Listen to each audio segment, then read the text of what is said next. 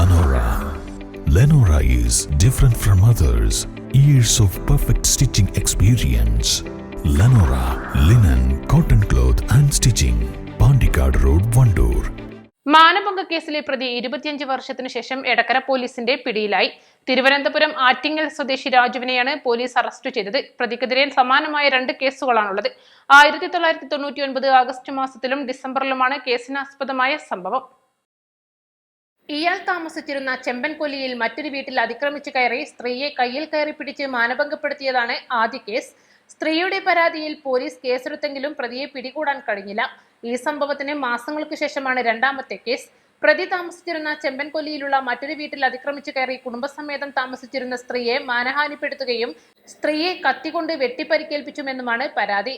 സ്ത്രീയുടെ പരാതിയിൽ കേസെടുത്ത് അന്വേഷണം നടത്തിയതിൽ പോലീസിന് പ്രതിയെ പിടികൂടാനായില്ല. വർഷങ്ങളായിട്ടും പ്രതിയെ കണ്ടെത്താൻ കഴിയാത്തതിനെ തുടർന്ന് കോടതി പ്രതിക്കെതിരെ വാറണ്ട് പുറപ്പെടുവിച്ചു.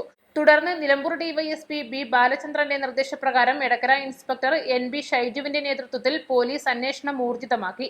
ഇതിനിടയിലാണ് കാസർഗോഡ് രാജപുരത്ത് ഒളിവിൽ കഴിയവേ പ്രതി രാജുവിനെ എടക്കര പോലീസ് പിടികൂടിയത്. നിലമ്പൂർ കോടതി മുൻപാകെ ഹാജരാക്കിയ പ്രതിയെ റിമാൻഡ് ചെയ്തു. East live, Edakkara.